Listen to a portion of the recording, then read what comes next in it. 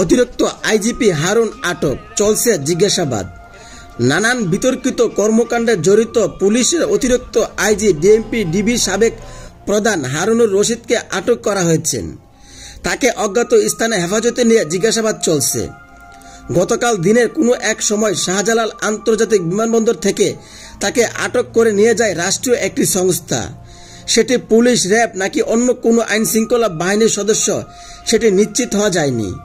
সূত্রে জানা যায়, মূলত কার নির্দেশে অতিরিক্ত আইজিপি হারুন বৈষম্য বিরোধী ছাত্র আন্দোলনের 6 সমন্বয়কে তুলে নিয়ে আটকে রেখেছিলেন। তাদের কাছ থেকে জোর করে বিবৃতি আদায় করেছিলেন। ছাত্র জনতার আন্দোলনের দমনে নির্বিচারে ঘরে ঘরে ডিবি পুলিশ পাঠিয়ে মানুষের তুলে আনার কাজটি করেছিলেন। রাজনীতিক সহ জনগণের সঙ্গে বেপরোয়া আচরণ করেছিলেন, সেটি জানার চেষ্টা করা হচ্ছে। 6 সমন্বয়কের সঙ্গে দেখা করতে গেলেন সাবেক স্বরাষ্ট্র প্রতিমন্ত্রী সোহেল তাজকে দেখা করতে দেননি অতিরিক্ত আইজিপি হারুন।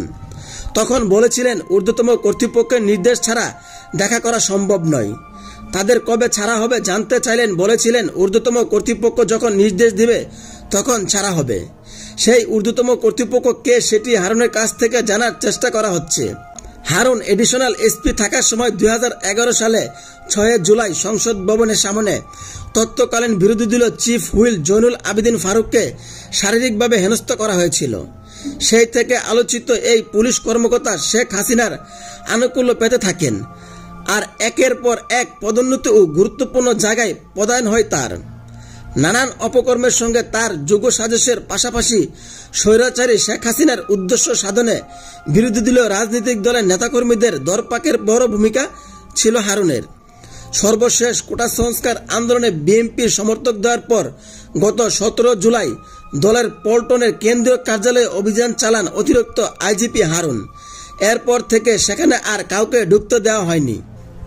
গত বছর অক্টোবরে বিএনপির আন্দোলনের সময় দলের স্থানীয় কমিটির সদস্য কোয়েশ্বর চন্দ্র রায়কে ধরে নিয়ে ডিবি অফিসে বেশ কয়েক ঘন্টা আটক রাখা হয়। তাকে জোর করে আপ্যায়ন করে সেই ছবি সামাজিক যোগাযোগ মাধ্যমে ছেড়ে দেন। একই ঘটনা ঘটে 6 সমন্বয়কের সঙ্গে। তাদের জোর করে খাবার টেবিলে বসিয়ে চাউমিন খাওয়ানোর ছবি ও ভিডিও সামাজিক যোগাযোগ মাধ্যমে ছাড়েন।